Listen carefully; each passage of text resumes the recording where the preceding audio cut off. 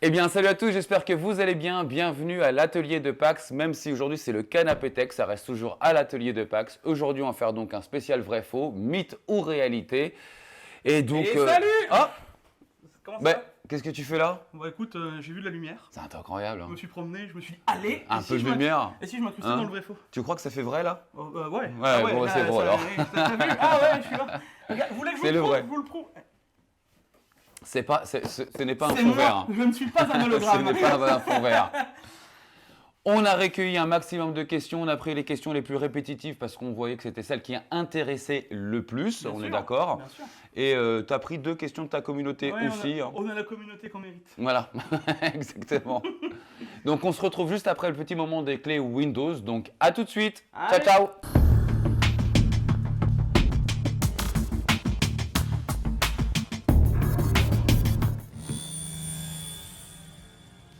Notre sponsor aujourd'hui sera GVG Mall. Pour ceci, rien de plus simple, il suffit d'aller sur le moteur de recherche et taper Windows 10 Pro. Une fois sélectionné, je clique dessus. Ensuite, je me retrouve sur cette page et je clique sur Acheter maintenant. Et de là, j'arrive sur cette page où je n'ai plus qu'à inscrire le code promo PAX. Ensuite, je clique sur Application. On voit maintenant le prix qui est passé à 14,48 €.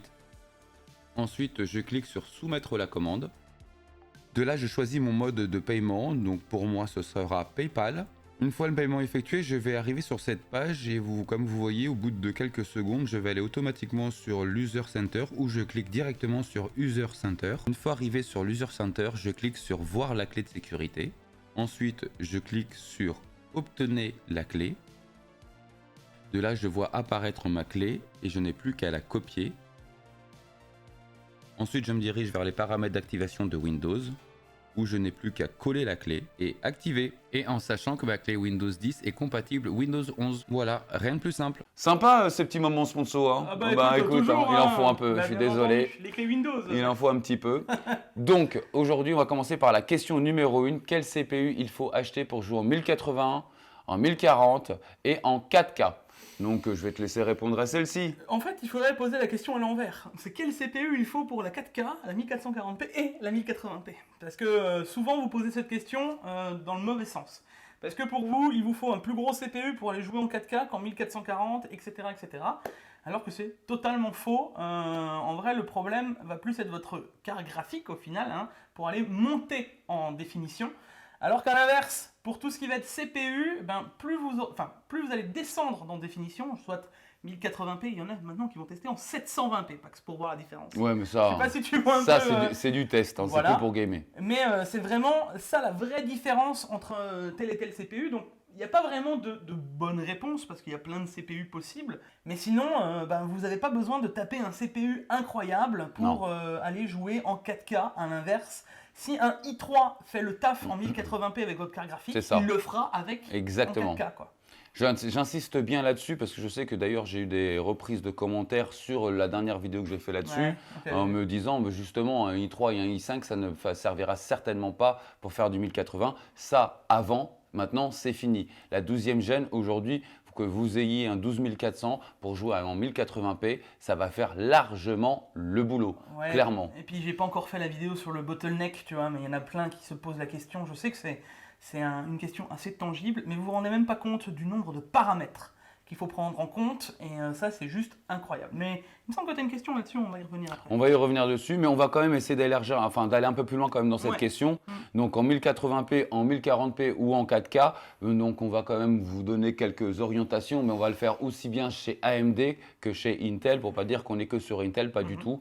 Donc sur AMD, sur Intel, je vais commencer par Intel, tu t'emmènes sur AMD. Ouais, vas-y. Donc sur Intel, aujourd'hui, c'est que la 12e gêne est vraiment pas mal, c'est-à-dire qu'aujourd'hui vraiment avec un i3, sauf un jeu en particulier que tu as testé, sur 10, hein. Mais sinon le reste il va vous faire, donc il va vous sortir le 1080p, le 1040 et le 4K. Avec une carte graphique. Avec la carte énorme. graphique Je veux dire, si en derrière, face. tu viens prendre une 6600 XT, tu n'auras pas cette situation. Tu vois. Bien entendu, alors là la question c'est le CPU.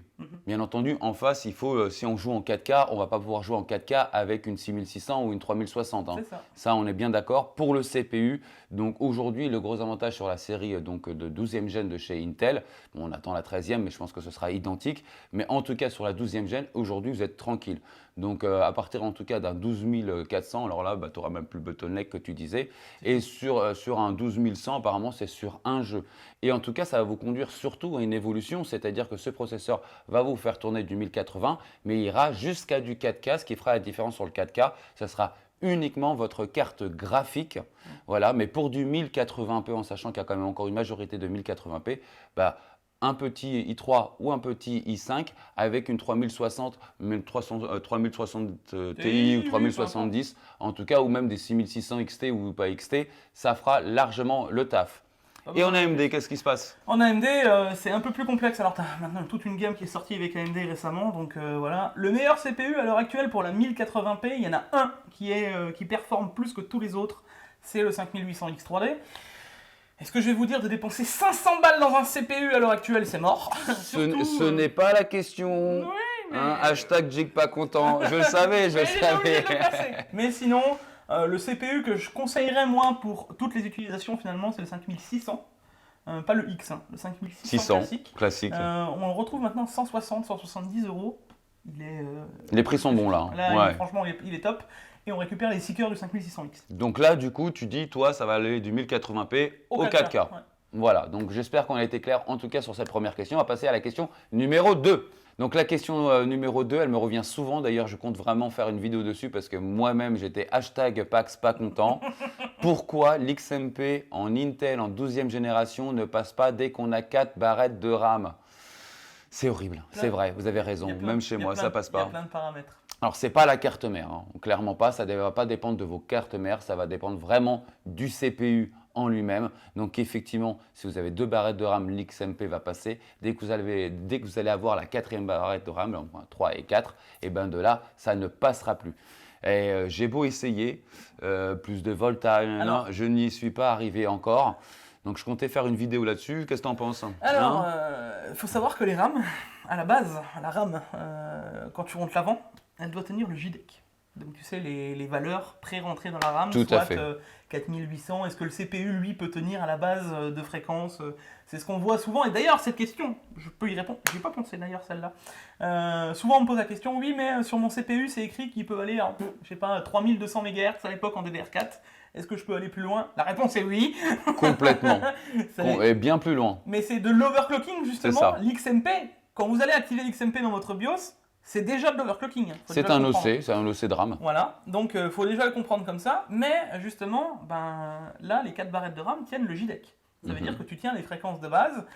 Rien n'oblige les constructeurs à te faire tenir un truc non JDEC. Et j'irai même plus loin. Est-ce que tu as vu des constructeurs déjà, à l'heure actuelle, te vendent 4 barrettes de RAM, des kits de 4 barrettes de RAM en DDR5? Pour le moment, pas encore, effectivement. Et c'est là où tout se joue finalement, parce qu'ils le savent. Ils le savent, bien entendu.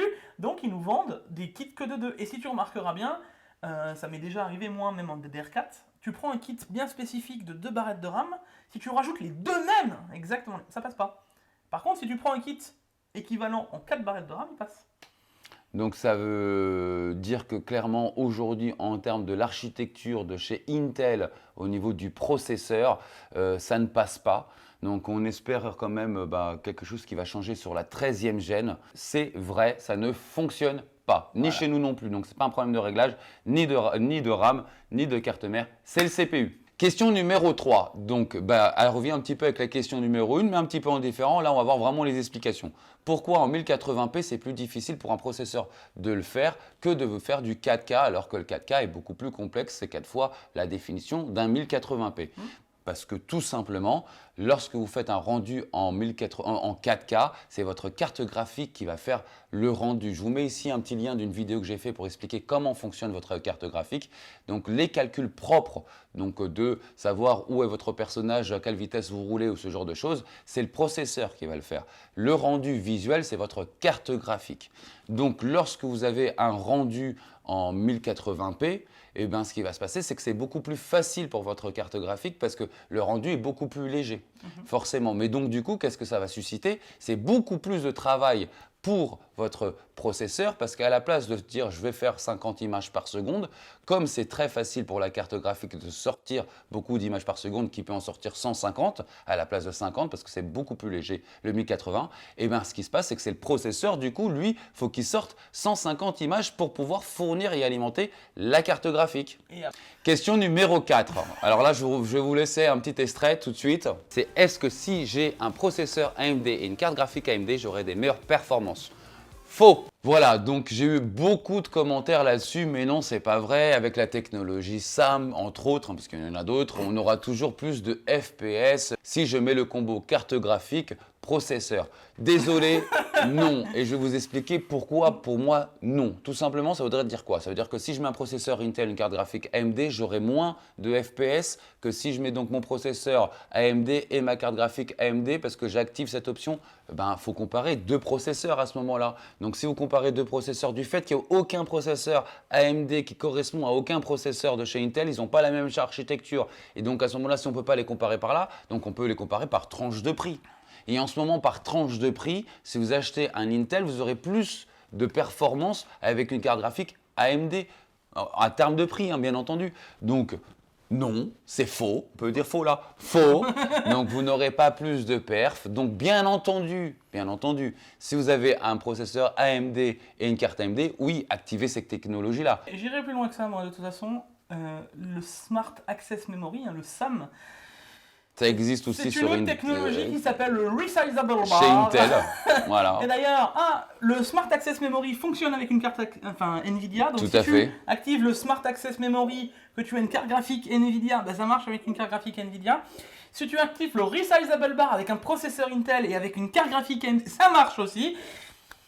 Au final... Ah, il reste le PBO.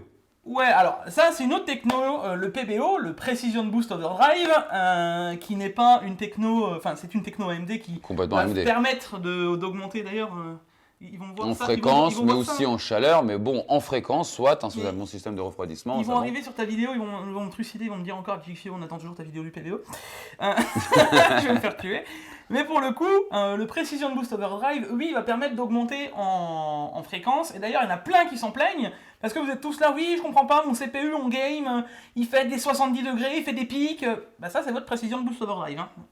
Voilà, faut quand même le repositionner. Si vous faites un overclocking brut, où il y aura de fortes chances que vous descendiez la température, vous aurez moins de fréquence.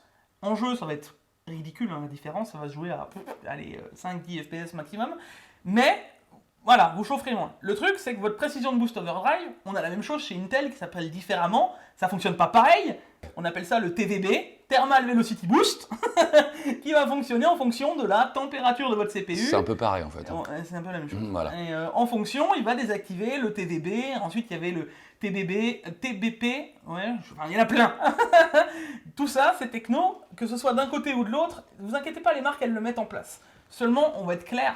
Ça reste quand même des gros principes marketing. Hein. À l'heure actuelle. Mais pour le moment, pas du tout. Pas vraiment. Donc le combo AMD, non. Vous n'êtes pas obligé, clairement pas. Si vous l'avez, tant mieux. Hein, mais c'est pas. Oui, si vous voulez. Après, c'est à vous de faire votre config. C'est marketing, voilà, clairement. Alors, la question suivante me plaît pas mal. Est-ce que c'est le moment d'acheter des cartes graphiques en ce moment? Oui. En vrai, quand on voit certains GPU qui sont revenus à des prix en dessous de la normale. Hein, en dessous du prix MSRP, exactement. C'est du jamais vu. C'est du jamais vu, ouais. J'ai fait un Tech-Actu en disant qu'NVIDIA se foutait de la gueule du monde. Avec les 3090 Ti à 1300 €. Voilà. À la place de 2200 €. Donc, 900 € par rapport au prix MSRP d'il y a 3 semaines. C'est fou. C'est pas possible. Est-ce que c'est le moment d'acheter des cartes graphiques? Oui, c'est le moment d'acheter des cartes graphiques. Elles n'ont jamais été aussi basses. Il y a les futurs lancements des nouvelles cartes graphiques. Donc c'est pour ça aussi qu'elles sont à ces prix-là. Pour le moment, pour ceux qui veulent justement faire une bonne affaire, c'est le moment des bonnes affaires. Quand il va sortir les séries 4000 ou les 7000 de chez AMD, effectivement, ce ne sera pas ces prix-là. Hein. Donc, et en sachant que les 6000 fonctionnent très bien, 3000. Les 3000 fonctionnent très bien et vont largement tenir jusqu'à la prochaine génération, dans 2 ans, des futures générations des constructeurs. Sauf qu'une 3080, je ne vois pas l'intérêt de passer sur une non, 4080. Quelqu'un qui a une 2080 aujourd'hui s'en sort très très bien. Hein. Oui. Donc, ça vous donne un petit peu la même chose. Même quelqu'un qui a une 1080 Ti, aujourd'hui, jusqu'en 1040p, il joue très très bien aussi. Donc question numéro 6. À partir de combien de degrés je dois m'inquiéter lorsque ma carte graphique chauffe? Ça va À dépendre. partir de 22 degrés. Ouais, Non. Non mais moi j'ai D'accord. pas mal de commentaires. Ma carte est à 80 degrés, ma carte est à 75 degrés. Est-ce qu'il y a un risque? Il y a zéro risque. Parce C'est qu'il y a très beau, aussi, hein. il y a deux différences. À partir de quand la carte est en risque et à partir de quand il y a du thermal, c'est-à-dire qu'elle va commencer à se brider. C'est ça. Donc moi, de la manière où je l'interprète, c'est plutôt au niveau du risque. Si votre carte est à 85 degrés en été, soyez rassurés, elle va largement tenir. Ah bah non, puisque Il y a pas de elle risque, est on est prévue d'accord. Elle est prévue pour se brider Voilà. d'elle-même. Question numéro 7. Quelle est la différence entre les alimentations gold, platine, bronze, saphir plus? Hein, Jig, je te la laisse celle-là? Allez, alors, Allez. plusieurs choses. Je vais faire une vidéo de toute façon bientôt sur les alimentations parce que j'ai vu à boire et à manger. Hein. Alors, il y a souvent une partie, alors peut-être que moi aussi, hein, je ferai des erreurs, mais il y a souvent une partie qui est omise par les gens, tu vois. C'est que pour eux, ouais, une bronze, eh ben, elle est moins bien qu'une platinium. Oui, en termes de rendement. C'est tout, Ouais, hein. c'est ça. Eh ben, le rendement, tu l'exprimes en pourcentage par watt. Et du coup, derrière ça, si tu as une alimentation de 500 watts, enfin, ta consommation plutôt est de 500 watts, et que tu as 90% de rendement, c'est à peu près ça avec une gold, tu vois, et ben derrière, à la prise, l'alimentation va tirer, elle, 550 watts. Voilà. Donc plus de watts qui est annoncé sur l'alimentation. Voilà. Et derrière, le pourcentage qui est nommé avec gold, platinum, etc., eh ben, c'est des pourcentages que tu dois enlever de ton alimentation. C'est faux. Une vraie alimentation, normalement, si elle est écrite pour 1000 watts, elle doit pouvoir fournir 1000 watts à la configuration et pas juste 1000 watts tirés de la prise. J'espère que c'est clair. Voilà. Ok. Question numéro 8, donc celle-ci, elle me revient aussi très souvent. Quelle est la durée de vie de mon Naio? Donc la durée de vie d'un Naio, clairement déjà, ça ne va pas être les ventilateurs qui vont lâcher. Secondo, ça va être certainement pas le radiateur qui vont lâcher. Troisièmement, les fuites, soit il y a eu des problèmes de conception, mais généralement, une fois que vous l'avez, vous n'allez pas avoir une fuite au bout de 2 ans ou 3 ans. Enfin, moi, je n'en ai jamais entendu parler, du moins. C'est pas censé fuir. C'est pas censé fuir. Comme ça. Enfin, Voilà. Ou alors il y a eu un problème, comme on dit, De conception à la base. à la base. Sinon, des problèmes de pompe, on peut en avoir. Hein. Oui, J'ai déjà entendu, ma pompe fait du bruit à partir d'un moment. D'ailleurs, je tiens à le préciser. Quand vous mettez un Naio, réglez bien vos courbes de poussée de la pompe parce qu'il y en a qui vont mettre tout de suite leur courbe à 100% et donc du coup, la pompe fonctionne tout le temps à 100%. Alors que c'est déjà c'est complètement inutile et en plus, effectivement, eh ben, on tape un petit peu dans la durée de vie. En tout cas, en termes de bruit et de roulement. Ce que moi, je précise, c'est tout le temps de faire une belle courbe de ventilation par rapport à la température de votre processeur, qu'elle monte et qu'elle puisse descendre à souhait par rapport forcément à la température du processeur. La durée de vie en soi, moi j'en ai eu qui ont duré 5-6 ans, je n'ai jamais eu de problème, ni de bruit d'ailleurs, moi personnellement, ni de fuite forcément. Donc c'est garanti au minimum 2 ans. Aujourd'hui, pourquoi les fabricants ne se mouillent pas plus en disant je vous la garantis un petit peu plus longtemps? Je ne sais pas pourquoi. Ça dépend des constructeurs. Ça va dépendre du simplement. constructeur, il pourrait la garantir un peu plus longtemps, mais en tout cas la durée de vie d'un Naio, si elle est bien mise avec une bonne courbe de ventilation, et si ce n'est pas un Naio qui a eu des problèmes dès la sortie, un problème de conception, c'est quand même censé durer au moins 5 ans, quoi. Ouais, Minimum. logique, Hein. ça devrait au moins Au arriver moins. à ce genre de choses. Ouais, au moins. Et même là, même à fond dans la logique, c'est censé y De arriver. à fond, ouais. Après, il faut avoir du bruit, ce genre de choses, mais c'est censé quand même y aller. Je vous dis, moi, j'ai déjà eu plus. Je connais des gens ils avaient acheté des Kraken à l'époque, il y a 7 ou 8 ans. Non, il y a combien de temps les Kraken? 6 ans, je crois, les 6 ans. Oui, facile. Au moins 6 ans, ils ont encore ces Kraken-là et ça fonctionne très très bien toujours. Après, c'est toujours pareil, ça va aussi être la façon dont ils vont l'installer les gens, ça va dépendre si derrière Bien elle entendu. est mal installée, que ce soit la Les pompe bulles, les bulles d'air. qui prend de l'air toute la journée, forcément ça va poser problème. Il y a énormément de choses qui jouent sur un Naio. Ne laissez jamais la pompe en point haut. C'est ça. Voilà, tout simplement, parce que sinon c'est là où il va y avoir de l'air et c'est pas bon pour la pompe en elle-même. Je remettrai encore un point là-dessus. Allez voir la vidéo de J2Sant, parce que même la vidéo de Gamer Nexus, tu l'as sûrement vu, tu sais, la fameuse vidéo où il montre la pompe, comment elle prend l'air, Oui. etc. La moitié des Français qui l'ont vu, qui ne l'ont pas compris, parce qu'à la fin, ils conseillent de mettre la IO en mode position basse comme ça, avec la pompe ici. Oui, mais dans la vraie vie, vous pouvez quasiment pas le faire. Si vous le mettez comme ça et que votre pompe est comme ça fonctionnera. Si votre pompe est comme ça Ça ne fonctionnera pas. Parce qu'en fait, l'eau, l'air, ça monte, donc forcément, ça ira dessus. L'idéal, quand même, il y en a qui vont le mettre en frontal pour pouvoir choper effectivement de l'air frais. Mais si vous le mettez donc sur le top, là, vous n'aurez jamais de souci parce que les bulles d'air seront toujours dans le radiateur. Sauf avec les IO MSI, je tiens juste à le préciser. Sauf les IO MSI qui ont la pompe dans le radiateur. radiateur. Ah, cette question, elle revient souvent. Hein. Pré-build, définition de pré-build. Je la demande parce que c'est toujours Attention pareil. avec les pré-builds des assembleurs. C'est-à-dire il y a des assembleurs qui vont monter et on considère que c'est un pré-build. Oui, parce qu'il arrive chez vous déjà monté, mais c'est quand même un assembleur. Voilà. Ça, c'est quelque chose à part. Ça va être complètement Comme différent. Memory, La memory PC, Flow Up, par exemple. Voilà, Flow Up sont des assembleurs. Voilà, c'est pas du pré-monté à la base, ce sont des assembleurs. Ils auront choisi leurs éléments à gauche, à droite, et ils auront fait leur choix, et de là, ils vont monter leur PC. Donc, ce sont des assembleurs. Les pré-builds, c'est lorsque vous achetez un PC directement de chez MSI, de chez Alienware. Ça, c'est du vrai pré-build. De CHP ou autre, hein, clairement. Et tout cela, moi, je les déconseille fortement. Simplement pour la modularité du PC. Souvent, quand vous l'achetez, l'alimentation n'est pas déportable, la carte mère non plus, ou alors c'est des cartes mères vraiment ultra cheap. Enfin, il y a plein de choses qui posent souvent souci. Soit tu mets vraiment la main au portefeuille et tu payes, et même des fois là, t'es pas certain d'avoir un truc au top, donc voilà. Ou sinon, oui, t'as la solution Memory PC. Ouais. À l'heure actuelle, les gars, je vous le dis, j'ai eu beau chercher dans tous les sens, c'est compliqué d'avoir une meilleure config que chez Memory PC par exemple, ou chez d'autres que vous m'avez déjà cités. Voilà, c'est complexe de faire mieux qu'eux, parce qu'ils doivent acheter en gros. Oui, et puis on les voit bien, ils sont bien placés en Allemagne. On avait vu ça lorsqu'on avait été à la Gamescom. Ils sont très très bien placés. Mais en soi, pour résumer, c'est si vous achetez un vrai pré-build de chez un fabricant MSI ou autre, clairement, voilà, c'est beaucoup d'argent pour ce prix-là. Pour ce prix-là, en soi, pour résultat égal, en tout cas, vous aurez beaucoup moins cher.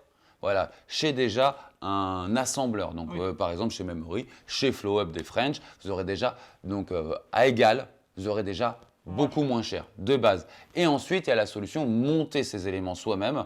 Et de là, des fois, c'est un peu de juste. Par exemple, on s'est aperçu sur Memory PC qu'il y avait des pré-builds. Enfin, c'est même plus du pré-build, c'est de l'assemblage. Enfin, voilà, on se comprend. C'était ric-rac. Hein. Donc, pour tous ceux qui n'osent pas monter leur PC, voilà, moi, j'aime bien le monde de hardware, mais j'ose pas monter mon PC. Les assembleurs. Allez plutôt vers les assembleurs, comme on l'a dit, Memory, Flow Up, allez plutôt dirigé sur cette scène-là que directement chez des grosses marques. Même chez Asus, ils en font. Hein. Oui, Il y en a plein qui en font. Donc, allez plutôt chez les assembleurs. Et pour ceux qui n'ont pas peur de monter son PC, je vous conseille bien effectivement de monter son PC. C'est toujours un kiff pour plusieurs raisons. Déjà, le prix. Ouais. Voilà. Généralement, c'est là où vous allez mieux vous en sortir.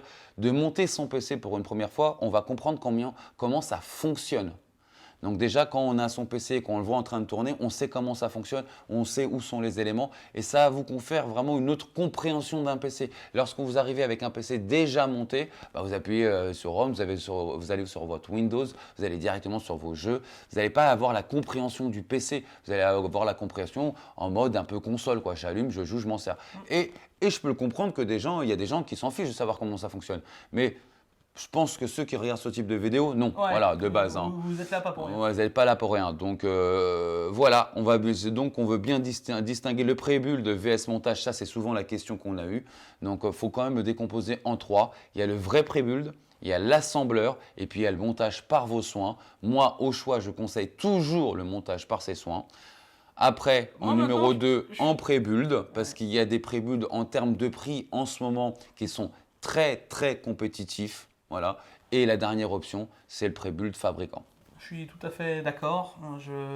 Mon cœur maintenant balance entre les deux. Je pourrais pas mieux vous conseiller, ça va vraiment dépendre du cas par cas. Ouais, de la configuration, mais toi, je te verrais pas acheter un pré-build pour chez toi. Hein, on est d'accord. Voilà. Clairement. On se comprend. Alors, une question qui revient forcément toujours, et c'est toujours lié aux économies. Comment avoir plus de FPS sans changer de matériel ?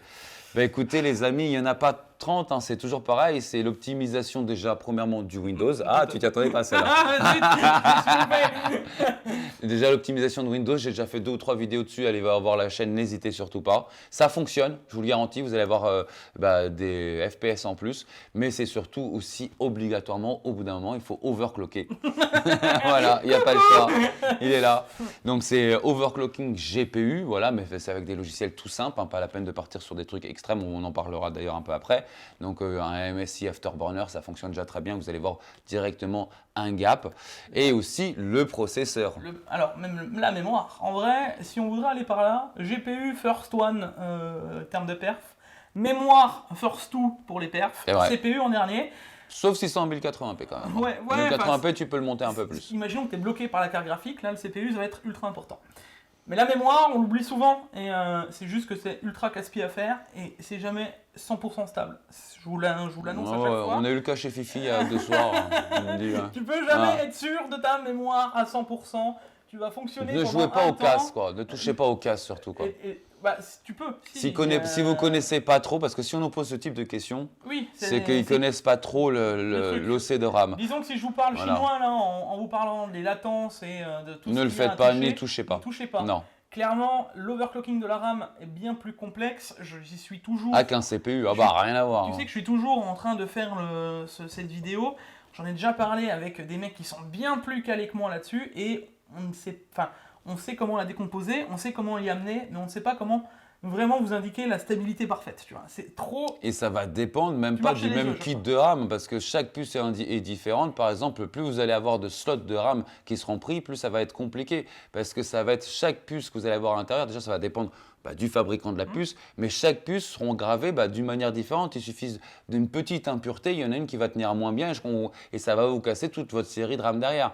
Donc moi, je conseille toujours de hausser sa RAM, donc en mégahertz, voilà, mais de ne pas toucher au casse si vous n'avez pas les bases, parce que sachez que même lorsqu'on a les bases, des fois, ce qui va se passer, c'est que ça va tenir 6 mois et au bout d'un moment, sur un jeu, ça peut crash. Hashtag Warzone, par exemple, hein, ça marche plutôt bien. Alors des fois non, des fois oui, forcément, mais c'est ce qui est le plus, d'ailleurs, c'est ce qui est le plus difficile à cloquer clairement sur tout un build, c'est la RAM, c'est les casses plutôt de la RAM, parce que la montée en fréquence, ça passe. Ça reste un peu de voltage et tout ça, à la base, mais c'est quand même les casses. Hein. Un vrai overclocking, si les on latences. veut vraiment gagner de la perf, c'est les latences. Donc, faut être clair, les gars. Si vous voulez toucher aux latences, et j'en démords pas, je la ferai cette vidéo, faut que je trouve le temps. Et j'ai vu encore Bulzoid. Si vous voulez voir quelqu'un qui en a parlé énormément, je vous invite à aller voir sa chaîne. C'est un Américain, un Anglais. Bref, c'est un angliciste. Tu couperas. Et derrière... Anglophone peut-être. Ouais, on va le faire comme ça. Je vous invite, si vous voulez vraiment voir l'overclocking de la RAM en attendant ma vidéo à moi et que je puisse bien le mettre en place, je vous invite à aller voir Bulzoid qui fait tout ça bien détaillé, etc. C'est un anglophone, je vous préviens. Donc il va vraiment falloir comprendre ce qu'il raconte. Sinon, les gars, c'est ultra complexe à faire. C'est vraiment... c'est le level maximum de l'overclocking. Non, c'est chiant parce qu'on parle des instabilités. Un jour ça peut marcher, un jour ça va pas marcher. Faut vraiment tester sa RAM derrière. Faut être méga patient. L'overclocking de processeur à côté, ça n'a strictement rien à voir. Donc il faut overclocker sa RAM, mais déjà si vous touchez pas aux latences, montez juste la fréquence, vous aurez déjà un gap. Voilà, faut le savoir. Le processeur. Donc effectivement, il faut l'hausser. On n'a pas le choix, il faut hausser si vous ne voulez pas acheter de matériel. Vous pouvez lui donner vraiment une seconde vie. Hein. Vous pouvez aller plus loin et pour des mois supplémentaires avant de changer 10, de 15, matos. 20% parfois. Ouais, ça peut aller loin. En plus, tu es content de les avoir. Hein. Et la carte graphique, forcément. Donc il y a plusieurs manières de faire sa carte graphique. Donc il y a MSI Afterburner. Je vous mets ici, n'hésitez pas à avoir d'ailleurs un lien sur comment overclocker sa carte graphique. En tout cas chez AMD, je précise bien. D'une manière un peu plus extrême. Mais alors attention, il faut y aller par parcimonie. J'ai mis beaucoup d'alertes là-dessus. Je crois que tu feras aussi bientôt une vidéo là-dessus. Beaucoup ont discuté. Ça a beaucoup discuté sur cette vidéo d'ailleurs, mais soit c'est fait pour en discuter, bien entendu. Donc si on n'overclock pas sa carte ou si on n'overclock aucun élément, plutôt, non, c'est sûr qu'au bout d'un moment, il faut acheter du matériel plus récent, voilà, de base. Donc l'overclocking est une phase obligatoire si on veut aller un petit peu plus loin dans la durée et avoir quelques FPS de plus. Si vous avez du matériel neuf, vous pouvez aussi overclocker votre matériel et ça vous fera aller un peu plus loin. Donc une question qui revient maintenant un petit peu souvent, hein, le prix d'électricité monte. Comment faire pour avoir moins de consommation, moins de dépenses sur mon PC? Donc ça va s'exprimer en watts, donc en puissance. Donc, parce que quand vous allez payer votre facture, ça va être en kilowatts. Et mon PC, par exemple, aujourd'hui consomme 500, 600 watts. Comment baisser ça? Eh bien, les amis, à part l'avoir éteint, où il y a une seule unique solution, c'est l'undervolting. Alors attention, il y a undervolting et undervolting. Si c'est pour avoir... Underclocking. Voilà, exactement. J'en ai vu. Exactement. J'en ai vu une paire hein, sur internet, les gars. J'en ai vu des tutos. Hein. J'ai regardé des tutos parce que faut se rendre compte que quand tu sais vraiment overclocker, tu sais aussi undervolter. Hein. Ça va de soi. Ça va de soi. De base. D'ailleurs, rien n'empêche de faire de l'overclocking et d'undervolter le CPU. Exactement. Ça marche aussi, Exactement. Ou la carte graphique. Ça va dans les deux sens. Il y a des fois de telle marge que tu peux te permettre les deux. Seulement dans quasiment, allez, je dirais 80% des vidéos que j'ai vues, c'est de l'undervolting avec de l'underclocking qui fait. Alors oui, effectivement. Vous perdez en résultat, donc c'est pas le but. Oui et non, parce que derrière, il va me dire oui, mais regarde, ma carte graphique, elle consomme moins et j'ai la même performance. Oui, parce que tout simplement, la carte graphique va compenser, vu qu'elle est plus froide, elle va moins trottler. Voilà, tout à fait. Et du coup, tu viens récupérer. Mais en réalité, il a underclocké sa carte. C'est ça. Donc, non. On va vous faire, moi je sais que je vais en faire une vidéo spéciale sur cette chaîne. Je crois aussi tu feras une vidéo là-dessus. J'avais déjà prévu un jour de la faire. Moi oui. je vais faire une vidéo là très prochainement sur ça, vraiment parce que là ça va être un sujet sur les consommations, effectivement, avec ce qui se passe. Donc le but c'est d'avoir, déjà c'est de ne pas perdre en performance. On peut même des fois gagner en performance exactement, et dépenser sa consommation en watts. Donc ça va être le but de cette vidéo. Donc n'hésitez pas à mettre une petite cloche si vous voulez suivre cette future vidéo, parce qu'on va parler de ça, parce que ça va être vraiment un sujet d'actualité. Ça va être la consommation des PC, ça c'est gros comme une maison. J'en entends parler tous les jours, tous mes commentaires, tous les jours. Vidéo, mais c'est normal, c'est inquiétant un peu ce qu'ils nous annoncent en termes de consommation. C'est complètement fou quoi. Mais c'est passé vite. T'as vu? Hein? Ça y est. On y est. Alors, n'hésitez pas à me laisser en commentaire déjà vos futures questions pour le prochain vrai-faux, déjà de base. Hein. N'hésitez pas à dire comment vous trouvez le t-shirt de Jig en commentaire aussi. N'hésitez pas. Bon, celui-là, il est un peu moins spécial. Pour tous ceux qui sont restés jusqu'au bout de la vidéo, dites-le moi avec un petit jusqu'au bout Pax ou jusqu'au bout Jig. Ça nous fera toujours plaisir pour savoir ceux qui restent jusqu'en fin de vidéo. C'est important pour nous. Le like, le commentaire, le partage et tout ce qui va avec, parce qu'on répond à plein de questions que plein de gens se posent. Donc, je suis sûr qu'il y a des potes à toi qui se posent la même question. Exactement, et il faut savoir qu'on vous répond toujours à travers nos yeux. Voilà, je pense que quand on choisit de s'abonner à une chaîne de l'un ou de l'autre, on veut voir un peu à travers son regard ce qu'il en pense. On n'a jamais la vérité infuse, bien entendu, mais en tout cas, c'est notre vérité. Voilà, et on essaye toujours de la démontrer par X et Y, et Z et W si vous voulez. Mais en tout cas, oui, c'est à travers notre vision à nous, bien entendu. C'est comme ça qu'on voit les choses. Mais il y a des sujets où il n'y a pas de sujet. Hein. C'est soit oui, soit non. Mais en tout cas, voilà, on essaye de faire pour le mieux, vraiment, pour que l'information passe. Parce que des mythes, il y en a vraiment pas mal qui traînent. Comme cette histoire de est-ce que j'aurai plus de perf avec un CPU AMD, un GPU AMD. C'est clairement un mythe. Donc ça, faut que ça s'arrête un petit peu et que le monde français du YouTube game, en tout cas pour les viewers, le voit autrement. Voilà, le voit un petit peu autrement, qu'on soit un petit peu, qu'on monte un petit peu la projection francophone en avant en tout cas. En tout cas, j'espère que cette vidéo vous a plu. Si c'est le cas, n'oubliez pas le petit pouce bleu, ça fait toujours plaisir. Allez vous abonner à la chaîne de Jig, il n'a pas beaucoup d'abonnés, vous allez voir. Je t'en prie. Donc, je vous dis maintenant à très vite pour une future vidéo. Merci encore de suivre les contenus. Ciao, ciao.